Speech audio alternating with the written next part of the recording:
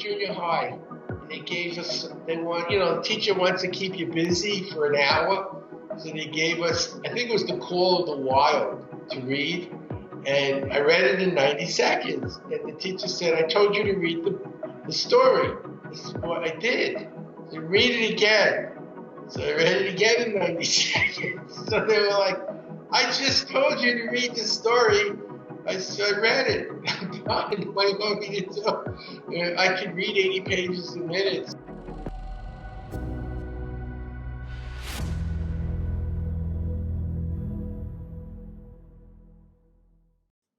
Hey guys, today our guest is a real-life superhuman. His name is Howard Berg. Howard Berg is the world's fastest reader and he is listed in the 1990 Guinness Book of World Records for reading more than 25,000 words a minute and writing more than 100 words per minute. Howard has also appeared on over 1100 radio and television programs and regularly coaches people across the world to become learning masters. Howard Berg majored in biology and completed a 4-year psychology major in just 1 year while working 3 part-time jobs, and also completed a 4-month course in educational psychology in 7 hours. He also ran a school where children as young as 11 were acing college courses in just 1 single week. Howard typically reads 5 books in less than an hour, or you can say 80 pages in 1 minute, and has read more than 2,000 books till now. Also, Howard Berg demonstrated live on Fox News by reading 1500 pages Senate bill in just 50 minutes and did an analysis on that. Howard also created many popular courses and wrote many books like this one on how to speed read, how to learn better, etc. to educate people. So I am privileged to welcome Howard Berg. Thanks for coming onto the show, Howard. Maybe I should quit now while I'm ahead. People are still impressed. Thank you for having me. Before we go into the questions, where can people connect with you, Howard? If they go to berglearning.com, B-E-R-G learning.com, there's some free lessons so they can see if they like it. And most people like it, so they stay with it. I mean, that's the whole point, is make it interesting and fun so it helps people so they can start for free and then see that it's going to give them value. Awesome, Howard. Howard, even after 30 years, why no one could break your world record? Because it's not just reading. There's been a lot of speed reading programs, and the problem with speed reading is it didn't work. About 30 years ago, I was interviewed by Dick Cavett. He was a very famous television host. And he told me that he'd interviewed Woody Allen, the famous actor, and he'd taken speed reading and read War and Peace, which is like this big, in 5 minutes. He says, well, what do you remember? He says, it's about the Russian Revolution. That's it. And that was speed reading. You didn't remember anything. You didn't learn anything. I needed to take 6 science courses at the same time. I had to learn. So I was more interested in learning faster than just reading faster. And so instead of just using reading, which isn't learning, if it was, everyone would get an A when they read a book. I took reading to find what I don't know. I used brain-based learning to make sense out of things that confused me. I read the calculus book, but I don't know what it means. I used memory skills to remember what I now know, and then emotional intelligence skills, stay centered and not get nervous taking a test or talking in public, because emotions can interfere with learning. And so by combining a whole range of skills and not simply reading, I was able to go faster than anyone else. Plus, I retain it. And I've read about 30,000 books, not 2,000. So what happens is there's something there that's familiar to you because you've read so much. So your brain has a map of all these territories you've been in. Even though it's a new book, there's things there that make sense to you because of your previous experience. And that's why no one's ever been able to beat me. Yes, Howard. Howard, can we say that your journey of speed reading began in the library? When I was a child, I lived in Brooklyn in the projects, very, very bad place to live.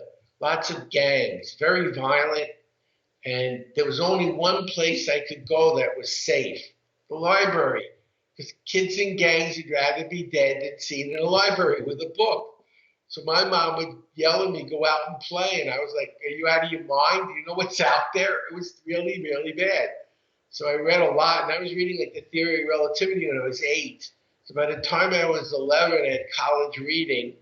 And then when I went to college at 17, I majored in biology. In my junior year, I got interested in a branch called psychobiology, which is the biology of behavior. And I told the dean, he said, well, you can't. You're a junior. You have to take the whole psych program in 1 year, and you're not smart enough. And that's when I realized they don't teach you how to learn in school. They tell you what to learn, why to learn, what will happen when you don't learn, but not why you hear a song on the radio once, you know it your whole life, and then you read a book like The 7 Habits of Highly Effective People, and the next day you don't know any of the habits. So there has to be a way to learn things the way we learn songs, and there was. I got up to 80 pages a minute. I did the 4-year program in a year, and then I took the graduate record exam in biology, which is the SAT for graduate school, and I got in the 99th percentile, which was an 800. I read 48 books in 3 nights, like biochemistry, cell physiology, plant systematics, genetics, not light reading. And then I wondered, was it me or could I teach it? So I took these kids, they were 11 years old to 15, young kids, gave them a 30-chapter book in lifelong developmental psych, which is a sophomore course in college. And they were 11 years old. They did it in a week. They took the AP test, and 15 out of 18 got the full college credit after only 1 week. Howard, you shared a funny story where your teacher did not believe that you have read a material in 90 seconds. Can you share that? Right. I was in, I think it was junior high, and they gave us, the teacher wants to keep you busy for an hour. So they gave us, I think it was The Call of the Wild to read. And I read it in 90 seconds. And the teacher said, I told you to read the story. This is what I did. So read it again. So I read it again in 90 seconds. So they were like, I just told you to read the story. I read it. I'm fine. What do you want me to do? I can read 80 pages a minute, so it doesn't take that long to finish a 200-page book. It takes 90 seconds, 2 minutes. And they got angry at me because they thought I was, playing around, but I had finished the book twice now, and I want to read it again. Yeah, I found that story so interesting, Howard. Howard, can you explain to the audience, like, what is your method of super reading, like in a brief? I can teach them how to do it. Is that okay? Awesome. Okay, I'm going to show you to read 20 to 40% faster in the next 3 minutes. First, find the book you read, preferably nonfiction, because nonfiction is designed to educate. Fiction's designed to throw you off. You don't know where it's going. And make sure it's a book you already understood. So the only thing confusing you is how fast you're going, not the book. So if it's confusing you, it's the wrong book. Read for a minute with a timer. You could use your phone. You could use an egg timer or a smartwatch. And at the end of the minute, take a pencil, mark off where you finish. So you have a measurement. That's how fast you read. Don't do anything special. Now go to the second chapter. And this time read with your hand, one line at a time, moving your eye from the left to the right margin as fast as you can comprehend. So as long as you know what you're reading, go quicker till you don't. And that's when you find out when you went too fast. And slow down just enough so you can comprehend again. And for 5 minutes, move your eye one line at a time, all the way across, one line at a time. After the 5 minutes, go back to the first chapter where you tested yourself and use your hand for a minute. And you'll go 20 to 40% further with just as good comprehension because you're using your hand. And it's that easy to get started. Thank you, Howard. Howard, why should one learn to speed read? The global economy is now based on information. Everything you know is what determines your worth.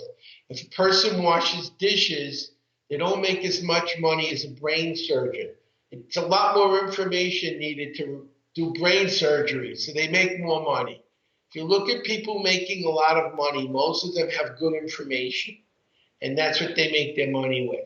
Plus, a lot of people today, because of the virus, have lost their jobs. And those jobs, some of them will never come back. What are you going to do? You're going to learn a new skill. You're going to learn how to do something smarter and better so you continue to make an income. We had a group of children, 11 to 13, it was a different group. And one of the children, their brother had Down syndrome, and they wanted to help raise money to find a cure. So they were in my program. They learned how to read, so they read books on how to make a website. They made a website by themselves. They did public speaking. They read books on that. In their first year, they made $93,000 US. Now, this is 11-year-old children making $93,000 their first year. And they won the Silver Pyramid, which is the Academy Award in advertising. They won as the best non-for-profit business plan in America. They beat Rotary. They beat Red Cross. They beat cancer. You're 11 years old, your first year in business, you made $93,000 US and had the best company in the country. So when a child can do that at 11, imagine what an adult with more maturity and experience can do for their lives. And when most people want to make more money, they do two things. They work more hours or they get another job. That's not how you make more money. That's how you stay broke. You make more money by becoming smart enough to do something that's worth more money for each hour that you work. So you work less hours and you make more money. And how do you do that? You have to learn. And you have to learn a lot. And you have to learn well. And you have to know what you learn and be able to use what you learn. That's really what I'm interested in. And that's why it's so important to learn. How's your method of speed reading differ from traditional approach of speed reading? Most speed reading programs just do what I showed you. You move your hand. And there's a lot of exercises for doing that. And they work. You do speed up, but there's a problem. Then you find something you don't know, a new name, a new word, a formula. You slow down and read it and learn it, you lose your speed. It was done by conditioning you to go quicker and quicker. And as soon as you slowed down to learn something unfamiliar, you lost your speed. So you wound up right back where you were. I found a way to fix it, and I could show you exactly how that works if you'd like. Of course. Well, when I was in graduate school, I took courses on how to teach reading. And one of the key elements in making sense out of text is called schema, which is what you know already. So if you're reading The Man Ate an Apple, you don't go, what's a man? What's eating? What's an apple? Because you know those things, you can read about them. I'm going to read a passage. It has no schema. And watch how confusing it is. Then I'm going to read it a second time with a title, just one word, and instantly it makes total sense. So you'll see how schema affects comprehension.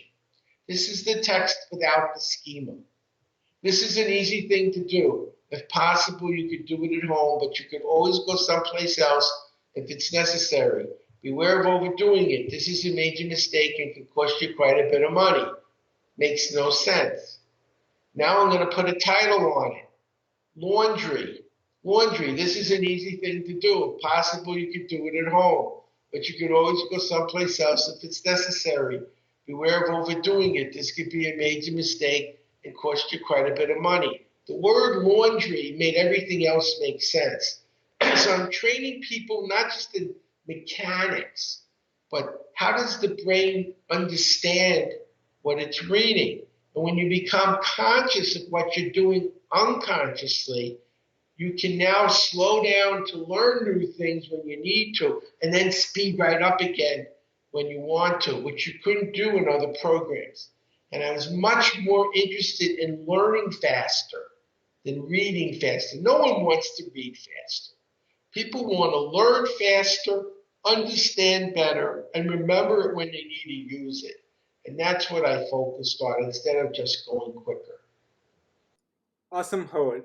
Howard, what do you say to the people who say that only you can speed read but we cannot? I had an 84-year-old, Ruth Lubin, read 3 books in 3 hours the day after I taught her. When we did the program on television, we had to prove it worked. So we did a double-blind efficacy study to prove it worked. We used the Nelson-Denny, which is a standardized test for speed and comprehension. We had 2 tests, an A and a B. To make sure the second test wasn't easier so they looked smarter, 50 people did A and then B, 50 people did B and then A, and it was double blind. So I wasn't in the room, I wasn't in the city where they did this, and I didn't have any access to the data. And the results were everyone doubled or quadrupled, most doubled in 4 hours and had excellent comprehension. So we did a scientific study and it proved that it worked. Awesome, Howard. Howard, what are some factors that reduce the speed of reading?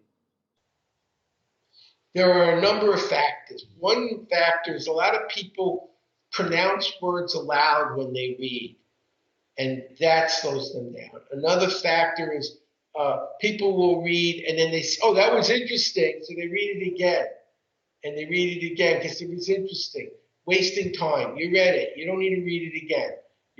You don't have time to read what you know already. That's another one. Say you're reading a chemistry book and it's really confusing. You get a chapter that you liked, it was interesting, and you understood it. Are you in a hurry to go to the next hard chapter that's boring, or are you going to stay where it's comfortable? The right strategy is to go to the next chapter where you don't know the material. You shouldn't be wasting time learning what you know because you don't have time to waste in this world. People who make a lot of money at the same time you have, they used it better. So you need to use your time better. Don't waste time learning what you know. Find what you don't know and need to know, and spend time learning that. And so that's a big piece of what I do. I teach people what's important, how to know this is what you want to know. In fact, I could show you 5 things you need to learn. If you only learn these 5 things, you will get A's in all your learning. Would you like to know what they are? That was one of my questions, but please go ahead, Howard. Okay. The 5 things you need to know. First is vocabulary. 80% of learning a new subject is the words. So you got to learn those words. Second thing you need to learn are names. Who's in the book? What did they do? They're there for a reason. The third thing you want to learn are any numbers, any dates, any statistics, and formula. How do you use them? The fourth thing you want to learn is the 5 main ideas in every section, particularly in nonfiction, there's sections. What are the 5 things you should be learning that matter? And the last thing, and I'll give you a little extra on this one, is what are the questions and answers? Now, in a lot of textbooks, the questions are at the end, not at the beginning. So you read 50 pages, you get to the questions, I don't know any of the answers. So I tell people, before you read the 50 pages, read the questions. Now you know what answers you need. And when you're reading, you go, oh, this is one of the things I need to know. How do you know? The person who wrote the book said, these are the 50 things you're supposed to know when you're done reading my chapter. So you read first to find out what they expect you to know. Then when you're reading, you know this is what they expect you to know, and you learn it. Instead of getting to the end, not knowing it, you have to go look for it all over again. So if you know every word and what it means, every person and what they did, every number, date, statistic, and how it's used, the main ideas and all the questions, you're going to do fantastic in anything that you go to read and learn. Actually, Howard, I have used that in my competitive examinations and I have scored well. So thank you very much for that. And You're welcome. my next question is that how to reduce the subvocalization. So there's a few ways to stop it. I don't want to totally stop it. I want to hear the words that are the new vocabulary. I want to hear the names. I want to hear the number that matters. I want to hear the main idea. I want to remember the questions and answers. But I don't need to know every preposition and conjunction. In fact, studies have shown that you don't read the words. What you really learn are the ideas, the concepts. And so we're wasting a lot of time. Unless you're an actor learning a script where every word matters, 5 months from now, if you're reading about Pavlov, you're not going to remember all the sentences, but you're going to remember who discovered classical conditioning, Pavlov. Where was he? Russia. When was it? 1900s. How did he do it? He used the dog. And so you're learning those facts, but you're not learning every word that comprise the facts. You're not reading every word. You're reading ideas. And I'm teaching people how to find these ideas at high speed and how to remember them. And I'll show you how to do that if you'd like next. And when we're done, you have the information and you can use it when you need it. I would love you to show that, Howard. There's a lot of ways to remember. And I kind of make a toolbox. The way you learn a language might be very different than how you read a newspaper. And how you read a newspaper could be different than a history book. So there isn't one way, but there are many ways. And I'm going to show you one way now that's very powerful. And it's actually not an exercise, it's a tool. So when we're done, you'll be able to do this every day in your life. And here's a little side bonus. Studies show you remember 10% of what you read. That's not very good. But 90% of what you say and do. So I'm going to have you and our audience say and do this to retain it. Now, I'm going to give you 10 things to remember. I won't show you how. You won't be able to. You read the book, but no one else will. And when you're done, I'll show you how to remember it. So you want to remember pole, shoes, tricycle, car, glove, gun, dice, skate, cat, and bowling pins. And I'm pretty sure, other than you, most of our audience doesn't know the list backwards and forwards. But they will in just a couple of minutes. And by the way, you can teach this to children as young as 3, and they'll learn it. The Greeks discovered thousands of years ago a shortcut for learning lists. If you take a list you know, take a list you need to know, and you mix them. You learn faster because the list you know is like hangers in your brain, and you're hanging the new information on the hanger that's there already. Now I'm going to bet everyone watching this can count to 10. So we're going to use those 10 numbers as the hangers. The number 1 looks like a pole, like a flag pole or a lamp pole. It looks like a 1. So when I say 1, you say pole. Ready? 1. Pole. Perfect. 2 is shoes. How many shoes do you wear? 2. 2. So 2 is shoes. What's 2? Shoes. 1. Pole. Perfect. Doing great. 3 is a tricycle. How many wheels on a tricycle? 3. 3. So 3 is? Tricycle. 2 is? Shoes. And 1 is? Pole. Perfect. 4 is a car. There's 4 tires on a car. What's 4? Car. 2. Shoes. 1. Pole. 3. Tricycle. Getting smarter. 5 is a glove. How many fingers in a glove? 5. 5. So 5 is? Gloves. 3 is? Tricycle. And 1 is? Pole. And we're going backwards. It doesn't matter. 6 is a gun. Where I live in Texas, the Cowboys like 6 guns. Like the Cowboys, 6 gun. 6 is a? Gun. 4. Car. 2. Shoes. Perfect. 7 is lucky and dice. At least when the first row. 7 is dice. What's 7? Dice. 5 is a? Gloves. 3, Tricycle. 1. Pole. You're almost done. Rhymes work. Say 8 skate. 8 skate. What's 8? Skate. 6. What do they love in Texas? God. 4. Car. 2. Shoes.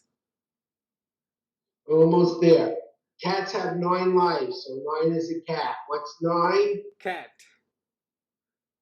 7 was lucky in. Dice. 5 is a. Glove. 3, Tricycle. 1. Pole. Last one. I don't know, did they have bowling in India? Did they bowl?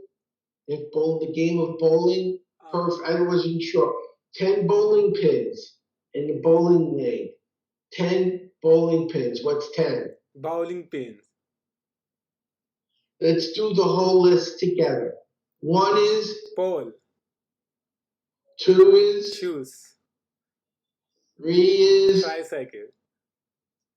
4 is. Car. 5. Glove. 6. What do they love in Texas? God. 7 is lucky in. Dice. 8 rhymes with. Gate. 9 is a. Cat. And 10. Bowling pins.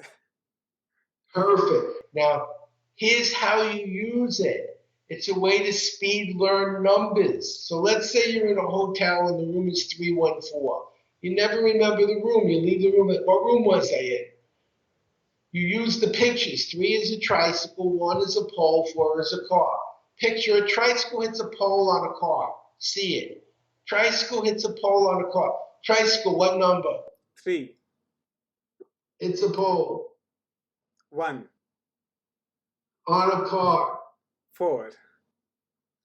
And that's the rule number. But in school, it's the value of pi in geometry, 3.14. So kids use it for math and science and history dates, and business people use it for percentages, rule numbers, due dates, phone numbers. You can speed memorize numbers now. And the 0 is the 10 bowling pins. Thank you so much, Howard, for explanation. Howard, what do you say to the people who say that we can't speed learn while having full comprehension? I tell them that they're correct the way it's normally taught. But what I do is I teach people to speed read, to find what they don't know, stop reading, use brain-based learning to make sense out of what confused them, and I teach them how, and then use memory skills to remember what they understand. So when they need to use it, they remember it. So by combining those 3 skills with one more skill, emotional intelligence. Have you ever gotten nervous taking a test? A lot of people have. Or some people get nervous speaking in public. That's emotional intelligence. I recently trained the Royal Thai Army in Bangkok. That's before the virus. I trained the U.S. Special Forces in Fort Bragg on emotional intelligence. Doesn't matter what you know. If you're in the wrong state of mind, you won't remember what you learned. You're too nervous to think. And so one of the things I'm teaching people is how to get into state. By getting into the state you need to be in, you can perform better. If you'd like, I could show you how to do that. Of course, Howard. Okay. I'll show our audience how to wake up. So when you're taking a long exam, you don't fall asleep. When you're in an important meeting, you don't fall asleep. When you're in traffic, and I bet there's a lot of traffic in India, you don't fall asleep. Now we know for this exercise you need to stand. You can sit because no one will see you, and I have to sit because they won't see me. But the people watching us, please stand for this one exercise. Now we know the left side of the brain controls what part of your body? The right. And the right controls the left. Take your left hand and touch your right shoulder like I am. Take your right hand and then touch your left shoulder. Alternate. Left to right. Do it. Left to right. Right to left. Left to right. So it's like the Macarena dance without the music. Perfect. But it's a brain massage. You're using one side, then the other. Same thing now. Left hand, but to the right knee. Right hand to the left knee. Back and forth. If you're standing, you'll see you have to think a little more because one part of your brain moves the knee and one part of your brain is moving the hand. Now, raise your right hand in the air. Squeeze your thumb, like I am. Squeeze your thumb and say this like you mean it. I feel great. I feel great. I can feel it. I feel great. I feel great. Yes. Yes. Passion. Because if you don't feel it, it's not there. I can't make it happen. It has to be there for me to make it work. We're going to do 3 sets of these, starting slow, my speed. Shoulders. 1, get 2, 3, 4, 5, 6, 7, 8. Knees. 1, 2, 3, 4, 5, 6, 7, 8. How do you feel? I feel great. Yes. Little faster this time. 1, 2, 3, 4, 5, 6, 7, 8. 1, 2, 3, 4, 5, 6, 7, 8. How do you feel? I feel great. Yes. Now as fast as you can. As fast as you can. Ready? 1, 2, 3, 4, 5, 6, 7, 8. 1, 2, 3, 4, 5, 6, 7, 8. How do you feel? I feel great. I feel great. Yes. Give yourselves a hand. Smile. Sit down. Feel great. Now, you know what happens when you do this 3 times? Nothing. And you probably would like something. So let me show you how to make that happen. Remember we talked about Pavlov. He rang a bell. He fed a dog. He rang a bell, he fed a dog. Eventually, he rang a bell, the dog drooled. You don't want to drool. You do want more energy. The studies show it takes 90 days to make a habit, not 30, 90. So every day, slow, medium, fast, I feel great, yes. Now you're in an important meeting or an exam. You don't want to stand up and start doing this with your hands. You'll look really weird. They'll make you leave. What you do is you grab your thumb and say to yourself, I feel great, yes. That's your bell. Every time you did this, you stimulated your left brain, your right brain, both. You got more energy, and you felt it. And when you felt it, you went, I feel great, yes. That's your stimulus. And the response is you feel great. But only if you actually felt it when you did it. That's why I said you have to feel it. Or else when you trigger it, there's nothing more than what you had before, which was nothing. In the same way, you can learn to relax, focus, or even elicit insight and genius. So what I was teaching the military people was how to create states. So they could be in the state they need to survive when they're under fire and not lose their life because they forgot what they were taught because they're too scared. And we need this in life. A lot of people are smart, but they don't do well because they're nervous, they're shy. So they're in a public place and they're afraid to talk. So nobody knows how smart they are. There's nothing, they don't succeed. Or students, they study really hard. Like this, I teach you to drive. I said, go take your test, you're ready. And you come back, I failed. Why did you fail? I got nervous. What if I taught you how to stay calm during the test? How much better would you do than someone who didn't know how to stay calm? So emotional intelligence is another big part of what I do. I'm teaching people not just how to learn, but how to be in the mindset to learn. Here's something business people need to think about. A lot of people who don't succeed at what you tell them is because they're in the wrong state of mind to do it correctly. So when you give people instructions, you also teach them how to stay in the right state. And one other thing, how to remember what you just told them. How many times have you gone home after someone told you what to do and you forgot and it didn't work and you were really angry because it didn't work? It isn't enough to tell people what they need to know. You also have to tell them how to remember what they need to know so they can know it when they need to know it, and how to stay in the right state when they need to do it. And no one's doing that. And so a lot of people fail when you give them good information, and then they get angry at you because they say, well, you didn't give me good information, it doesn't work. When you gave them great information and it does work, but only if you remember what you were told and do it the way you were told to, and you're in the right frame of mind to do it correctly. Thank you so much, Howard, for the exercises. I think many people, especially in the context of COVID-19, will benefit from that. And Perfect. uh, Howard, my next question is how you make notes while speed reading?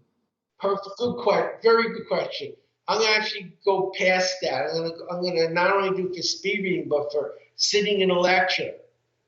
Okay. Most people take notes on only one thing, what they're learning. That's what you're writing down. And they told me this. That's not all the notes. That's 1/3 of what you're learning. You want to learn 100%. I'm going to show you what to do. Two ways: with a computer and without a computer. Some people write on a pad, and some are writing with their computer. If you're writing on a computer, set up a table in 3 columns. The first column is what you're learning. That's what you normally write about. That's what all people write about. Second column, what did the writer or the speaker do to make it interesting? Because whatever they just did will work for you. Did they tell a story? Did they show a picture? Was there a joke? You just found something that makes people get interested. You can use that when you're talking or when you're writing. That's good information. It's the meta program. What are they doing to make the information interesting? The third column, it might be the most important. How will you use what you just learned? When your brain sees how you're going to use it, it has more reason to remember it. And here's the clue: when you go home every day, look at 3 things that you're going to do and do them. You don't learn by watching, you learn by doing. You don't learn to swim watching someone swim. You don't learn to play the guitar watching someone play the guitar. You play the guitar. You get in the pool and you swim. You don't learn by watching someone talk or reading a book. You learn by doing what they told you. And so in the third column, you're writing down what you're going to do. Now, if you don't have a computer, you can use a code. So the fact is an F, and an insight would be an I, and an application would be an A. And here's something I don't know if you know. You know what a rocket book is? Yes, Howard. You do. Good for you. Most people don't. Rocket books are reusable. You have a special pen and you write in the book, and then you use your smartphone and you take a picture. And it goes on the web to your Dropbox. It could be emailed. It could be group participation. And now everything that was in there is now stored on the web.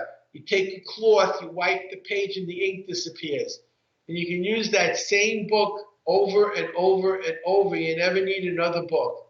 I always keep one in my coat, a small one. So if I get an idea during the day about a new program or something I want to write about, I write it down so I don't forget it. And when I'm in a workshop, if I'm not writing with my computer, I have my Rocket book. And I'm taking all my notes in my Rocket book. And as soon as I go back to my room, I take the picture of everything I learned, and then I erase it, and I go back to the next lecture with a new book. You never need to buy another book again. Did that help? Yes, of course. Thanks, Howard. Howard, does your method of speed reading works for complex materials? When you're learning more complex material, I usually read 3 times. The first time I read super fast. So let's say it's a really big book, I finish in 5 minutes. What I'm looking for is what's in the book and what did the writer do to make some things more important to look at. Did they bold? Did they have pictures or tables or charts, questions? Is there a glossary?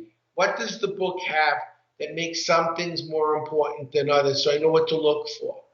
Then I read as fast as I can comprehend, and I have a pencil. And when I find something confusing, I read it and I don't know what it means, because that happens. You put a line in the margin that says, I didn't understand this. Instead of highlighting, I just use a little line. So I'm going down the page, line, down the page. If I find something I need to remember that's important, I put a star. So now I go back, I look for the lines and the stars. If I see a line, I use my study skills to understand what confused me. I need to think about this and do more than just read. If I see something I need to remember with a star, and if a line is important after I understand it, I make it a star, then I use a memory skill to remember it. So I'm not relying on reading alone to learn. So I did a graduate course in educational psychology in 7 hours. It was a 400-page book, and this was a 5-month course, but I did it in 7 hours.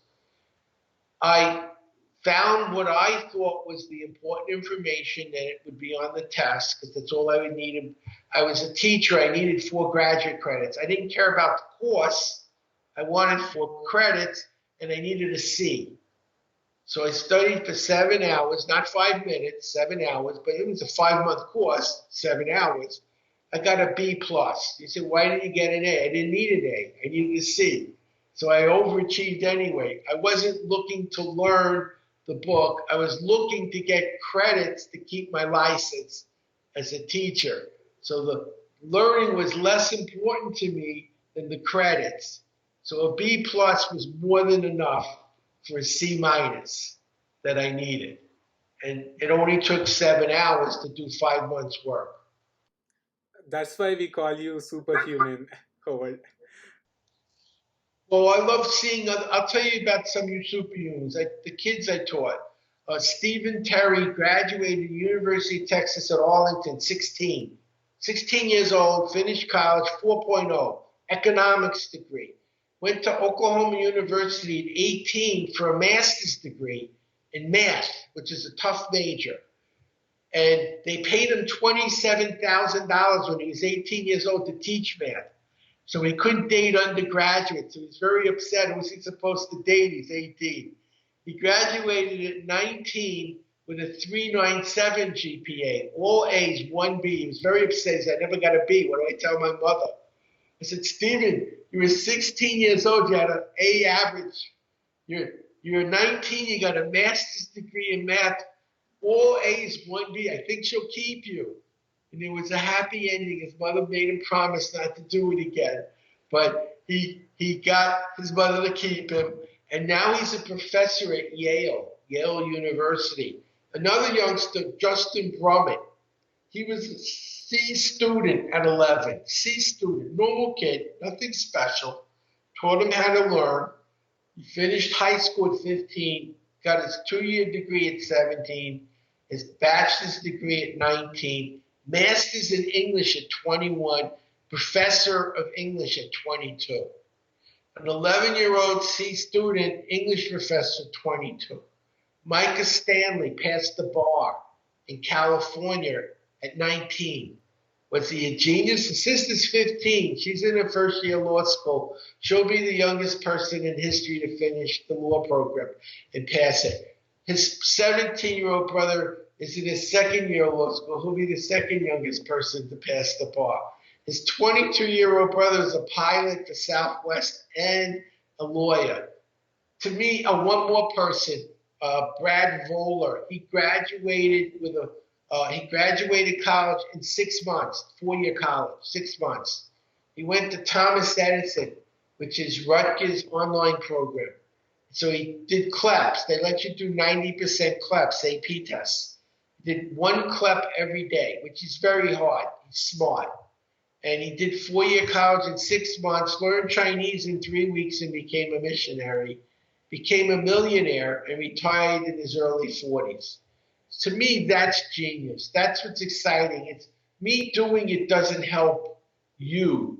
You doing it can change the world. The world's in trouble. You read the news. Do you think there's too many smart people?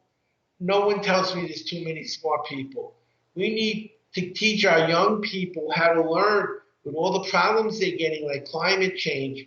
so they can find answers and solutions. And that's what I'm doing. If you'd like, I could show you how to be a genius, because that's another thing I'm teaching. Thank you, Howard. Howard, then I will say that you are a superhuman who is making another superhumans. That's more important to me. Me doing it. Remember, I told you I was a yogi when I was younger. I studied with Yogi Bhajan, and I've been doing transcendental meditation since I'm 20, and I'm 70, so it's 50 years. And I give a lot of credit to the Indian culture for what I do. It taught me mental discipline, and that there's more than just a mind and a body, there's a soul. And the real power comes from the higher part of our being, finding it and working through it and trying to do good. Karma is real, and Dharma is also. And I think it's Dharma when you help other people get smarter and help them find solutions to problems and make better choices. And I feel that's what my power is for. It's a city. And the purpose of this city to me isn't about me. It's about you and the people watching, to give them the ability to learn things faster, understand them better, make better decisions, find solutions to problems I might never find a solution to on my own. But if I get millions of people to know how to learn and use information, they can change the world. And to me, remember what it said in the Gita, the mind makes a cruel master, but a wonderful slave. Most of us are slaves to our emotions. But if you learn how to learn and you learn how to stay in your center, you can do incredible things. And I really feel that's my mission, is to empower other people, not make it about me, but make it about them. And we all benefit because we're all connected. Thank you, Howard, for doing that work. My next question is that does the speed reading technique of yours apply to non-English speakers who are reading like English materials? It works with anyone. It works with any kind of material. Even if you're a musician, you'll learn how to learn music faster. It works with hard material. It works with easy material. Reading is a tool like a screwdriver or a saw. What you do with it is what's different. Children read science and history books, and adults read business books. Seniors read novels to stay relaxed. It doesn't really matter what you read. The way you read is the same. And so what changes as you get older is what you pick to read. But the reading, the studying, the memory, it's always the same. What's changing is what you're looking at. So it really is not just for one kind of reading, it's for every kind of reading. Yes, Howard. Howard, can you give some basic tips for the people who are starting their speed reading journey? The main thing to know is there's a transition. What I'm doing is the part of your brain that reads now listens and hears. So when you're reading the page, there's a voice talking to you, telling you what the words are. That's why you read as slowly as you talk, because you're basically talking to yourself when you read. That's not what I'm doing. I'm seeing movies. I'm seeing it as a picture. And pictures have lots of detail. And then when I want to remember what I read, instead of listening to words, I look at the picture that I made and I see all the things in the picture and I make that back into words. You can learn much faster with pictures. Remember what books are. They're symbols made out of letters. They're pictures. But these pictures we're reading one at a time instead of taking them in like a painting, like in the background. You see the whole painting at once. So I'm seeing a page and a half a second because I'm seeing the picture and I'm not listening to every word. Now, there are words that are important. I told you the 5 things you need to learn. And so my first read, I go super fast, getting the big picture. And then I look for what matters, those 5 things. And if I don't know them, I take notes and learn them. And that's what I'm doing. Howard, how to do the speed reading while reading on the screens? When you're reading on the screen, you can have a mouse that has a little ball in the middle. and you move the mouse, and the cursor moves on the screen. If you find something important, you can highlight and put it in a table as notes. If you're reading on a phone or an iPad, you can hover with your hand over the page and move it that way. And then, depending on the device, some of them let you highlight and save, some of the better ones. If not, you have to take notes on your Rocketbook or someplace else. But that's how I read electronically. I use my hand on a phone or an iPad, and I use my mouse, and I scroll. So the screen is moving, and my cursor is my hand, and it's going back and forth as the page moves. Howard, what do you mean when you said that reading by itself is not learning? That's exactly right. How many people have read books, gone to school, and they get an A? They read the book. If that's all it needed, here's what most people think learning is. If you talk to someone and say, did you study last night? Yes. How do you know? I read for 4 hours. I read 400 pages.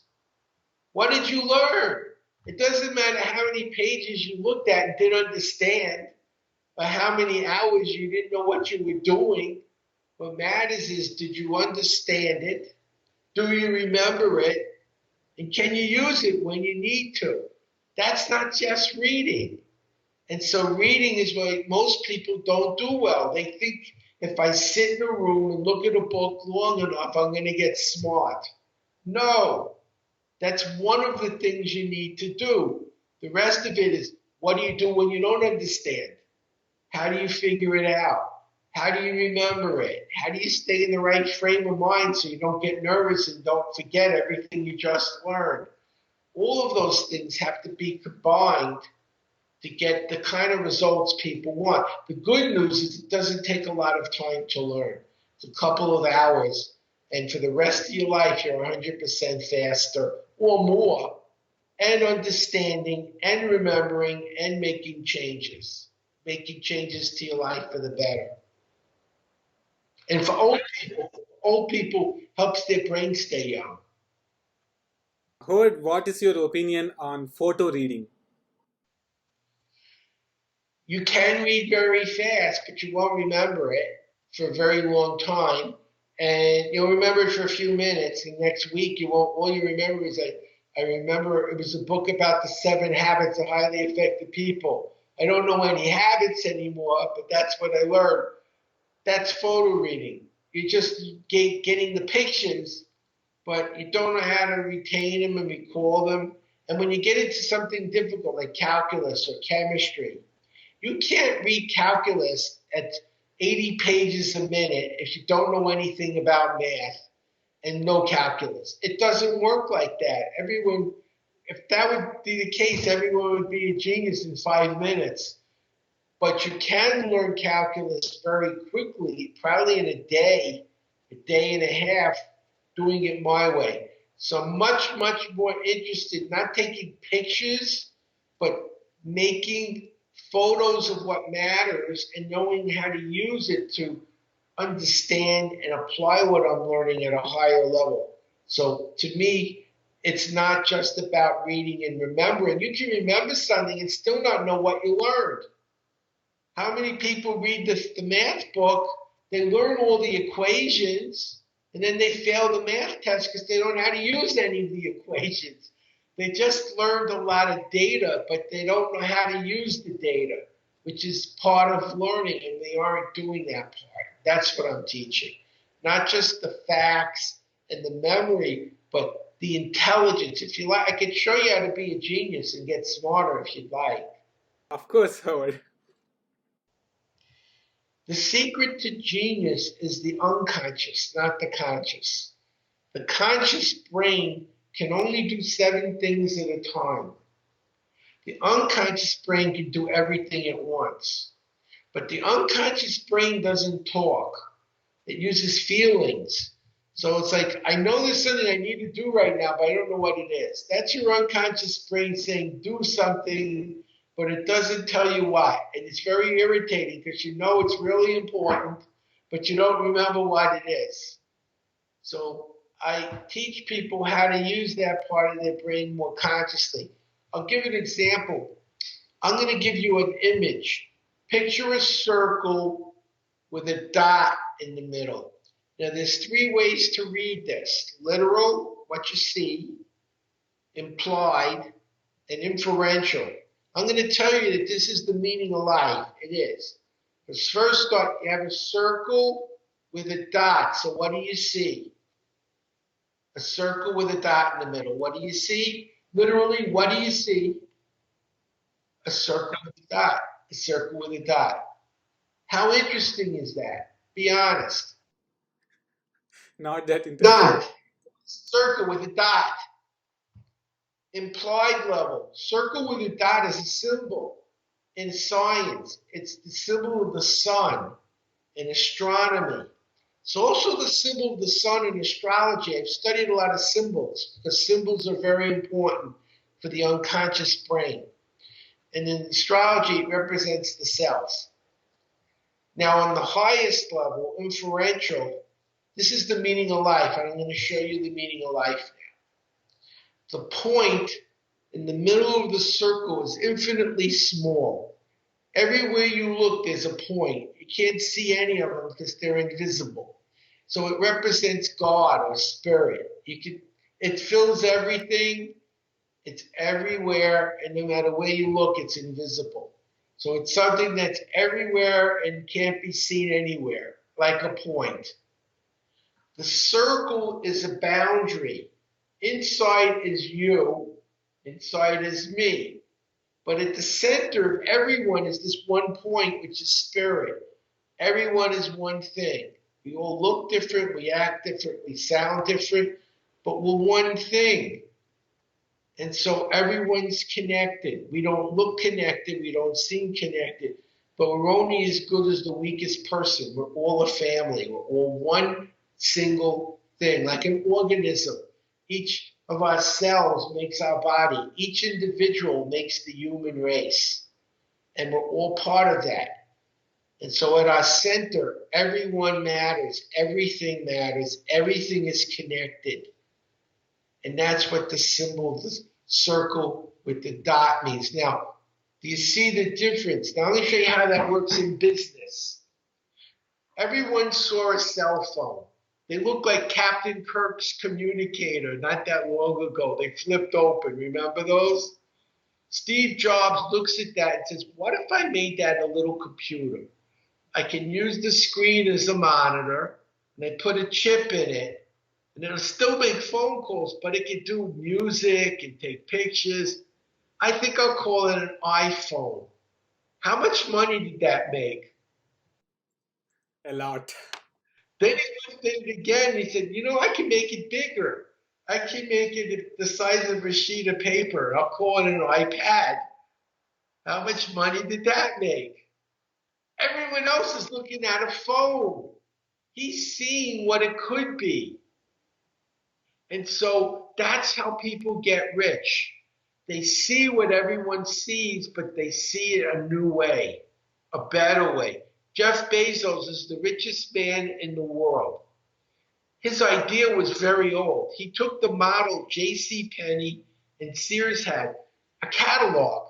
Back when the West was growing in the United States, they didn't have stores, they had catalogs, and they ordered things from Sears and J.C. Penney, and they shipped it by train and wagon train. They got their dresses and their clothes or whatever.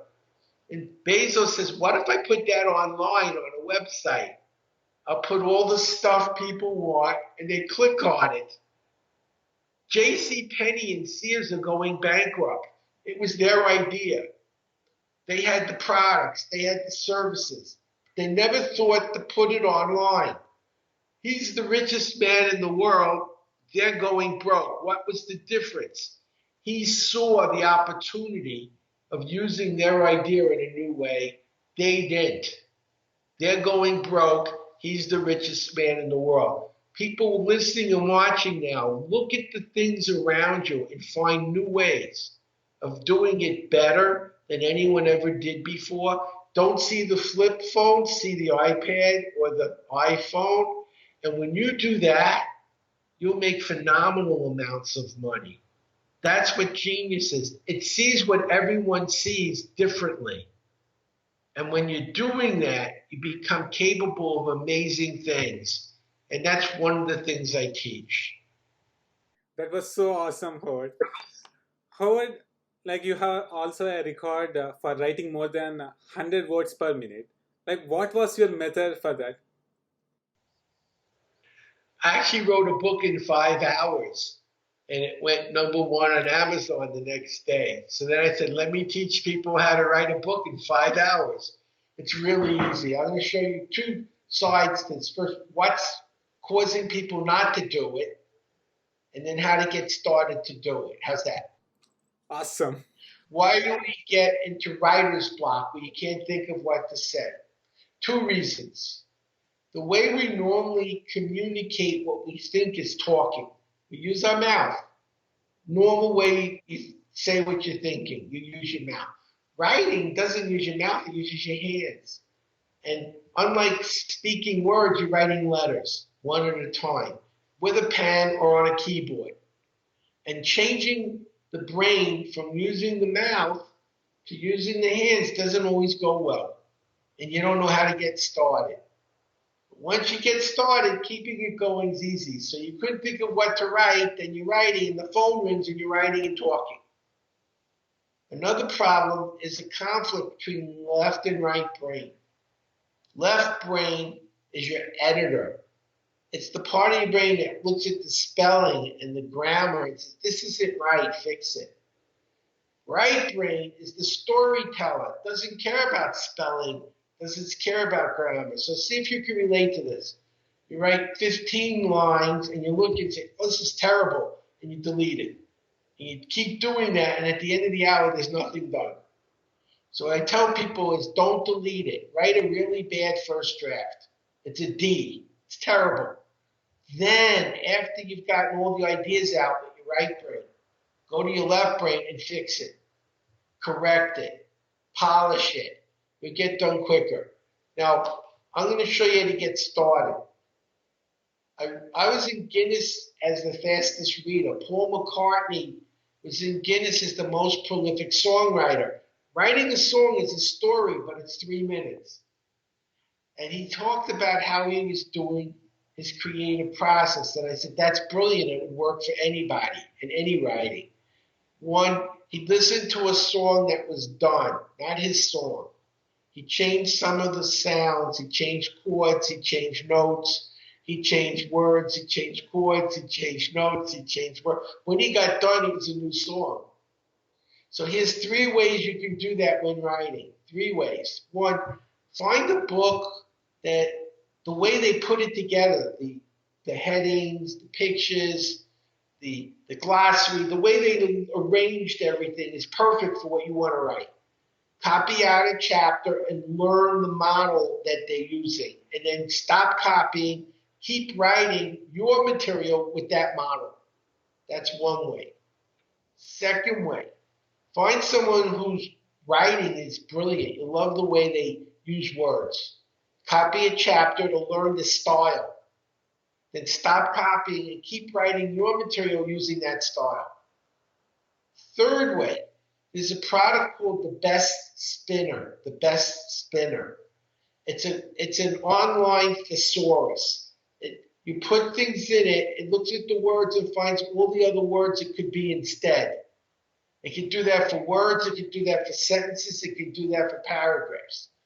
Take something that's already done about what you want to write, put it in the spinner, push a button, it rewrites it so it's 96% new.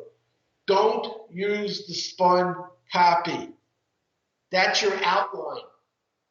Take the spun copy and take out their ideas and put in your ideas. Take out their examples, put in your, do what Paul did. He changed everything. You change the examples, you change the explanations, you change everything. And when you're done, it's all new. But you didn't start with a blank page. You started with a completed piece of work. It's much easier to change something that's done than start from the beginning with nothing. And if you use these 3 strategies, you'll be able to write super fast too. And of course, I have a program that goes in 3 hours. It goes much, much deeper. But that's something you can learn in 2 minutes. Thank you, Howard, for that. Howard, would you like to share the story, like when you wanted to go on a cruise ship, but they didn't want speed readers? What did you do then? It's a true story. I was talking on cruise ships on speed reading, so I'd get free cruises. And I brought my wife, so we were having fun. My wife wanted to go to Hawaii, very pretty. And they had a cruise that went to all of the islands. And I said, oh, great, I'd like to go on that cruise and do my program. They said, well, they don't want speed reading. I said, well, what do they want? They want someone who can teach photography and video and Photoshop. I wanted to go, so I said, well, I teach photography and video and Photoshop. I didn't teach any of it. I didn't even know what Photoshop was. But I do know I learned fast, very fast, 80 times faster than normal. Now, the rule is if you read 10 books on something, you become an expert. Think of college. You have 10 courses in your major. So you read 10 books. Now you majored in biology because you read 10 books. So I got 10 books on Photoshop. I read them in 3 hours. I learned Photoshop. Next day, I got 10 books on photography. I read them in 3 hours. I became a photographer. The next day, I read 10 books on video. I read them in 3 hours. I learned video. I don't like reading. I hate reading. I love learning. I love learning things. To me, reading is a screwdriver. You don't say, I love my screwdriver. You love the things you make with your screwdriver. Reading is my screwdriver. It's how I learn things. So I went to the cruise, and I'm like, please, let these people not know anything about photography or video or Photoshop. You know, there's a lot of old people. It's like, you mean they don't have film and cameras? What's a digital camera? That was the perfect person for me. Didn't know anything. The first person walks in my room and he tells me, I'm a photographer 38 years. I do it for a living. I came to learn photography from you. I learned it last week. I said, oh, okay. And the second guy comes in and he says, I've been doing Photoshop for 5 years. I hear you're an expert. Remember, I learned it last week. Okay, my wife's sitting in the front crying because they said if I didn't do it, they'd throw us off the boat. Not in the water, but when we got to shore, and they did throw people off. We saw people they threw off the boat that they didn't do what they were supposed to. They were sitting on their luggage on the shore. It's like, good luck. So for a week, I'm teaching them photography and video and Photoshop. At the end of the week, these people came to me and said, how many years have you studied to learn all this information? I didn't want to say I learned it last week in 3 hours because they get angry. But yeah, these people knew much more than I did. But I learned what I needed to know to get a free cruise to Hawaii for my wife and me. And I actually can do Photoshop. I can take pictures, and I do know how to do video. And you ask me, why do people want to learn reading? That's why. So you can learn things that you can use in your life that'll make you more successful and happier and more productive. Reading is a tool. It isn't why you learn to read fast. You learn to read fast to make more money, to have more skills, to have more success in your life, to stay mentally fit as you get older, to get better grades when you're in school. By the way, again, you can go to Berg Learning, B-E-R-G, learning.com. There's some free lessons you can try, and there's great programs you can try as well. And I help you if you need help. We have a team that works with them, and if they can't fix it, I do. I get on and I make sure that people actually learn what they paid for. Thank you, Howard. Would you like to issue a 7-day challenge to our viewers? Try the program for 7 days. You will read 100% faster. You'll know what you're reading. You'll understand better. And you're going to have a whole new look at your life. You suddenly realize there's nothing holding you back from doing what you dreamt. Do you want to know what magic is? You want to see real magic, not pretend magic? Look around you. Everything that didn't get created by nature came from someone's head. This bottle, someone thought about. Here it is. This blazer, someone thought about it. Here it is. Magic is turning thoughts into things. That's all it is. It's turning your ideas into things, something from nothing. What's in your head becomes something. How do you do that? You read books from people who've done the things you dream of doing and did it well. One person, maybe they got lucky. They didn't do it the right way, but it worked one time. 10 people who are doing what you dream of doing and are doing it well, that's not luck. And you look at what did they do. And when you look at what they did, you do it. And suddenly your life changes. You can do things you couldn't do before.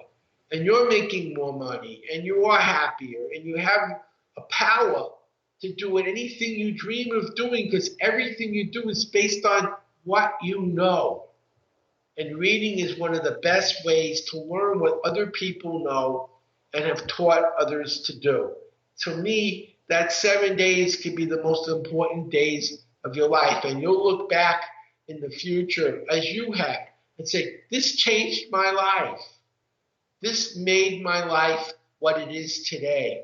And that's my dream, is to pass this gift that I've been given to others. Because I can't do everything in the world. And I don't know everything in the world. But I know how to teach this really, really well. And my goal is to get as many people as possible, to get as smart as possible. And together, remember, we're all one thing. Together, we can make a difference. We can make a better world where we all have a better life, because we do it for each other as a family instead of one person against the other. And that's what I hope will come out of this. I don't think people who are smart and understand are violent. It's people who are scared and have nothing to live for that do stupid things. So hopefully what I'm teaching will help people have better lives and help all of us be more successful as a result. That's my goal. That's what the 7 days are really for. It's not just for you to read faster. It's to give you a new life, a better life. And I hope you'll give me the opportunity to do that with you and your family. Your kids can use it in school. You can use it at work. And grandma and grandpa can use it so their brain doesn't disappear as they get old. I'm 70, and I'm still going strong. I'm still pushing. I'm riding every day. I leg press 300 pounds. I keep exercising. I keep doing. You're as old as you want to be. It's a number. If you want to stay mentally fit as you get older, if you want to have success when you're younger, it's all about how you use the ultimate tool, your brain. And my program is about how to make that brain make success in your life. So I hope people go to berglearning.com, try it. I think you'll love it. If you're not happy, we'll give you your money back. We don't have to give many people money back, because we make sure people get what they paid for. That's karma. You're supposed to do what you say. Howard, last question. Where can you say once again, where can people connect with you, and where can people get the access to the courses? They can reach the courses at berglearning.com, BERGLEARNING, Berg Learning. And they can reach me at howard@berglearning.com. That's my email, howard@berglearning.com. And I do read my emails, and I try to help as many people as I can. I think it's important for all of us to be the best we can. The world's in trouble in a lot of ways, and particularly now. And one of the things I'm doing is trying to help people to be more successful and get through this difficult time and come through it with more than not less, more. And that's really the whole point of this, is to help people and their kids. Howard, before we go, I really want to share to audience how I feel about you. Thank you. So Howard, first of all, I have discovered you on Russell Brunson's YouTube channel, where you have read his book in 5 minutes, and he was so shocked.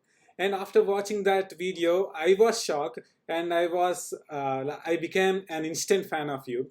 And after that, I have purchased your courses, and I have bought your book and completed all the exercises in the book. And from then onwards, I use this knowledge to read more than 250 books in 1 year. And I have lost 51 pounds, more than 51 pounds from the knowledge I gained from the books. And from that onwards, many people started to see me as a superhuman, and all thanks to you. And I have started to teach these techniques to my sister and my family, and they have also benefited quite large. And my friends also purchased many of your courses. So I'm really, really grateful for doing this. Thank you, Howard. You're the reason I do this. It's people like you that are going to make the difference. Together, we can do more than we can do by ourselves.